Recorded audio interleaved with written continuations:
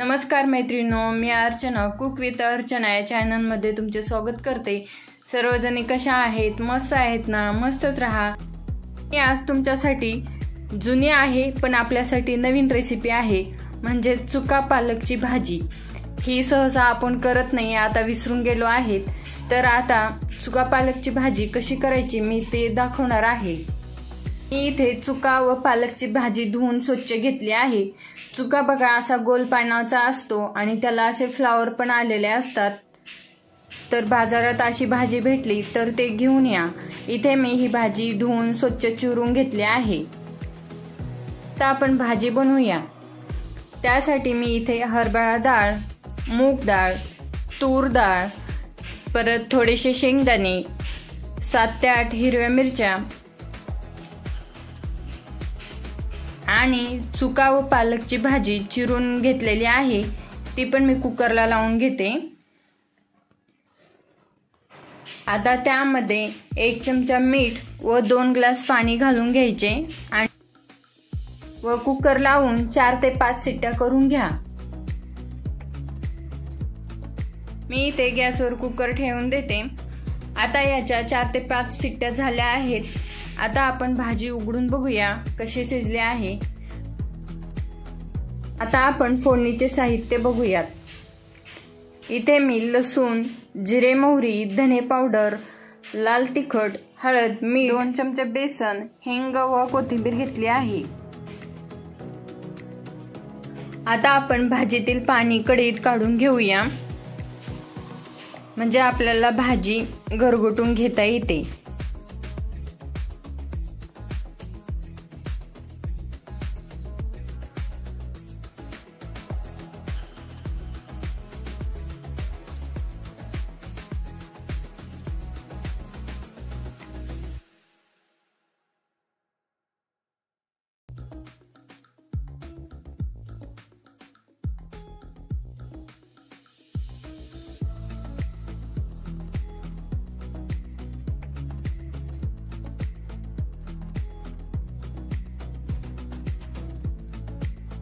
या भाजीतले पाणी सर्व निथळून घ्या।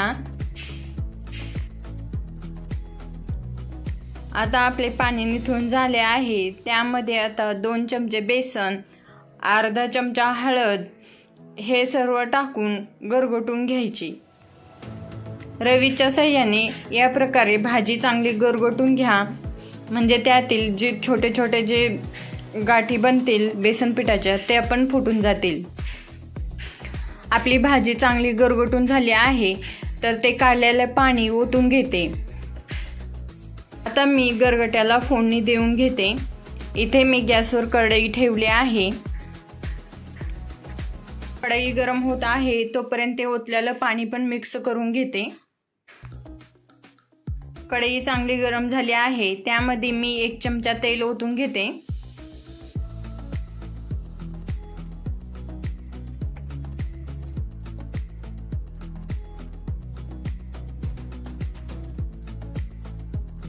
कढईतील तेल आता गरम होत आलेलं आहे, तर त्यामध्ये 1 चमचा मोहरी, 1 चमचा जिरे टाकले आहे। आता जिरे मोहरी तडतडले की त्यामध्ये आपण लसूण घेतलेला टाकून घेऊया। थोडंसं परतून घ्या। आता त्यामध्ये धने पावडर टाका, परत 2 चमचे घेतलेले लाल तिखट। आता भाजीचा तडका तयार आहे, तर आता भाजीला तडका लावून घ्या।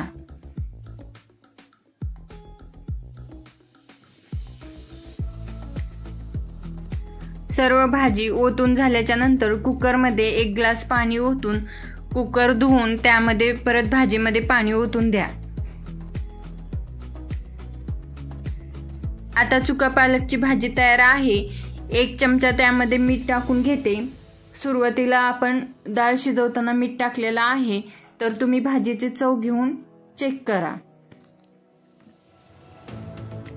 आता गॅसची फ्लेम मीडियम ठेवा आणि भाजीला उकळी आली की गॅस बंद करून द्या।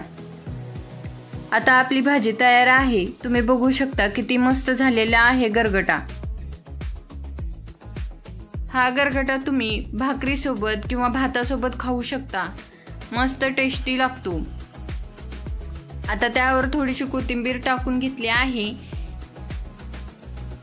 तुम्ही पण मस्त असा चुका पालकचा गरगटा करून बघा आणि मला कमेंटमध्ये सांगा.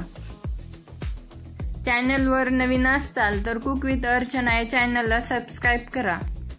व्हिडिओ पूर्ण बघितल्याबद्दल थँक्यू. कुक विथ अर्चना या चॅनलला लाईक करा. आता आपण पुढच्या रेसिपीमध्ये भेटूया. तोपर्यंत बाय बाय. थँक्यू.